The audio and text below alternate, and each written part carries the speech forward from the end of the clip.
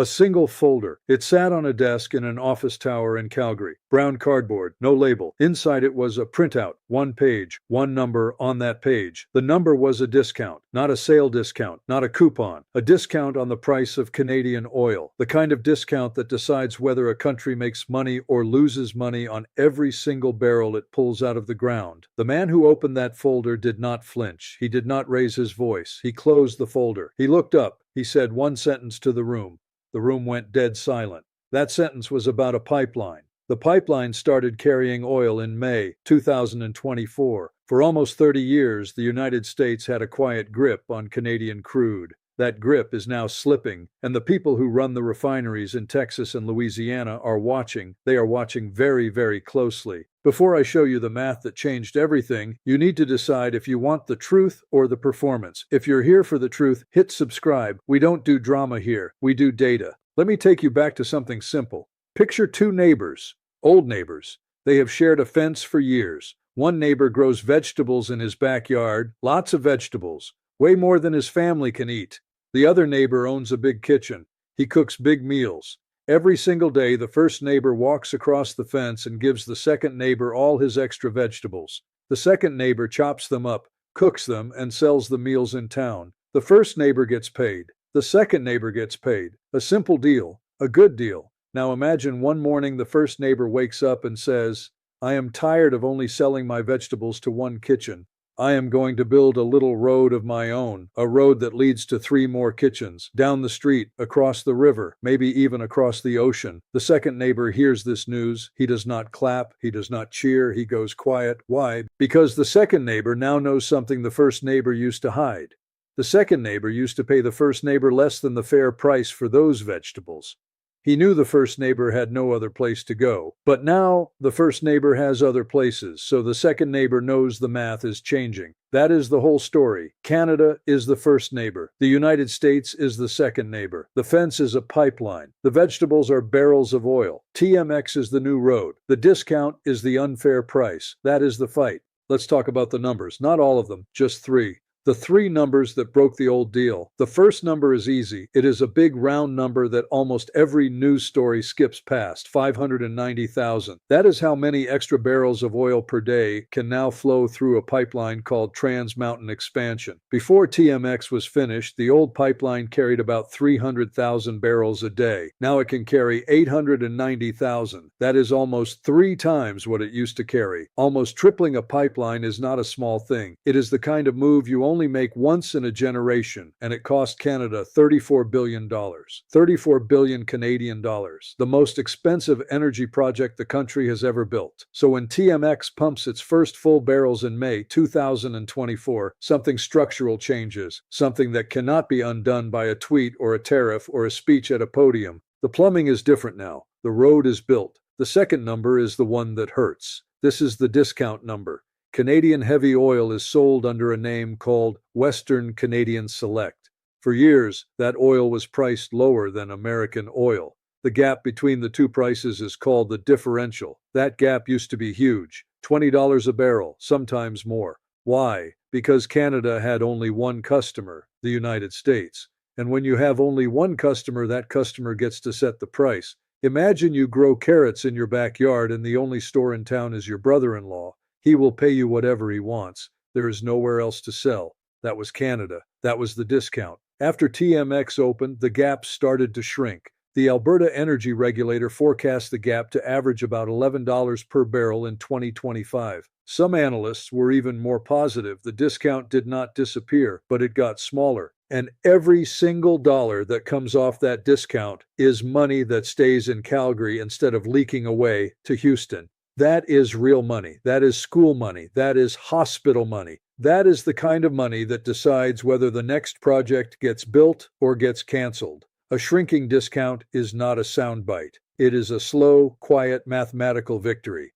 The third number is the ratio, and the ratio is what the U.S. refiners are studying right now like spies study satellite photos. In 2025, Canada exported about 4.3 million barrels of crude oil every single day. About 90% of that went south. To the United States, 90%. That number has been the rule for a generation. It was so steady it almost felt like a law of nature. But look at the trend, look at the slope. In April 2025, after new tariffs kicked in, Canada's exports to the United States dropped 15.7%. 3 months in a row of falling exports to the same buyer. That is not a small bump. That is a directional shift. Meanwhile, exports to other countries climbed. The share of Canadian goods going to the United States fell from about 76% to 68% in May 2025. The Canadian government does not say that out loud very often, but the math is loud. Canada is rerouting, slowly, quietly, through TMX, through Port of Vancouver, through new long-term contracts with refineries in Asia.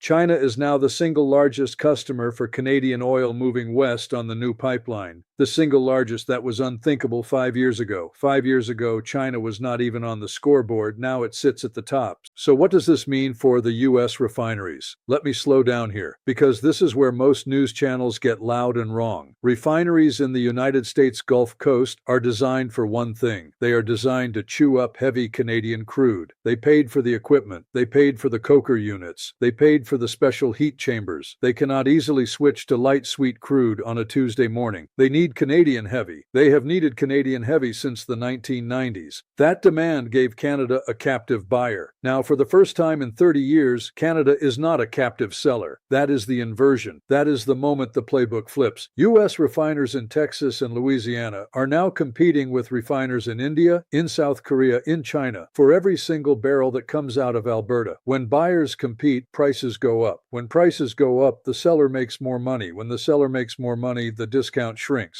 When the discount shrinks, the seller's economy grows. And when the seller stops needing you as much, your leverage disappears. The U.S. refiners are not stupid. They know all of this. That is why they are watching. They are watching the first shipload. They are watching the next contract. They are watching the next quarterly report from Suncor, from Cenovus, from Imperial Oil, from Canadian Natural Resources. Those four companies are the giants. They produce almost 4 million barrels of oil equivalent per day. 3/4 of all Canadian output. They are not small players. They sit across the table from Houston and from Beijing and from Seoul, and they choose who gets the barrels. That choice used to be automatic. Now it is a math problem. Let me say something the talking heads will not say. The old arrangement was not fair. Canada sold cheap. The United States bought cheap. Canada made money, but not as much as it should have. The United States made money refining and reselling, but the United States also held the leverage. Leverage is the power to set the price.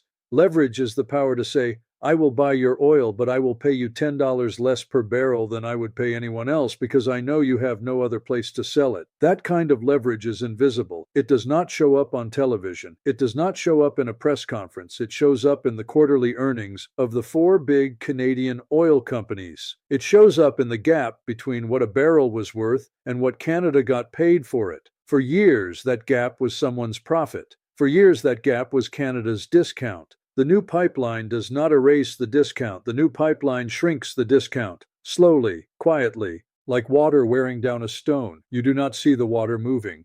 But one day, the stone is smooth. Now here is the part that matters most. Watch the body language. Watch the body language of the Canadian leaders. Watch the body language of the U.S. refiners.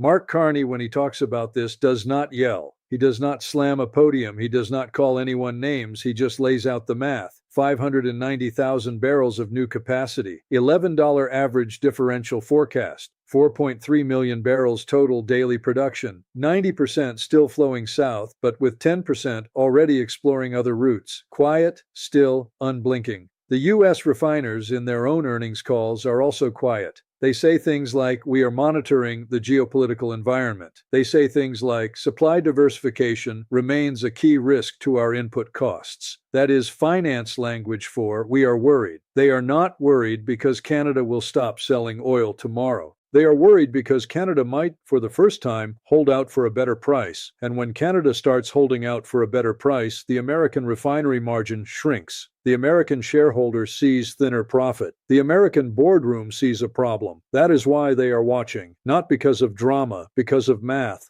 There is one more layer the news skips. Canada does not have enough refining capacity of its own. Canada processes about 1.6 million barrels a day in its own refineries.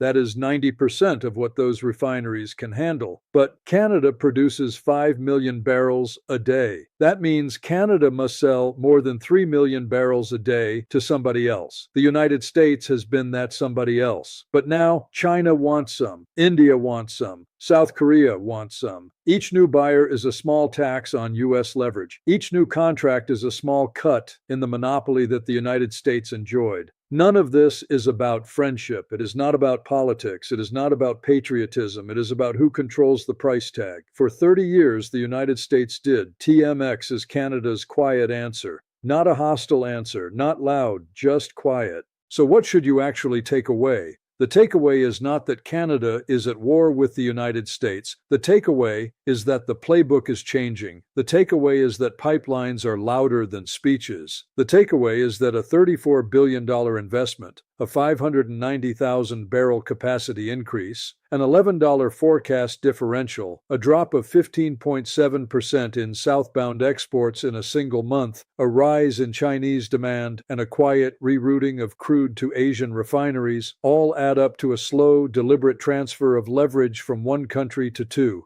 Canada and the buyers across the Pacific. That is the story, not a fight, a rebalancing. And the people in the refineries who understand rebalancing are the ones who will survive it. The ones who do not, will not. Let me say one more thing. The loudest person in the room is usually the one who is losing. The person who stays calm is usually the one who has the math. Mark Carney has the math. The U.S. refiners have the same math in their own spreadsheets. That is why they are not loud. That is why they are watching. That is why the room went dead silent when the folder opened. Because somewhere in that folder, on that one page, in that one number, was the beginning of the end of a monopoly that lasted a generation. The end is not here yet. It will take years. But it has begun. In the end, none of this is about who shouts louder. It is about who has the better math. And as of right now, the math is tilting, slowly, quietly, toward precision over performance.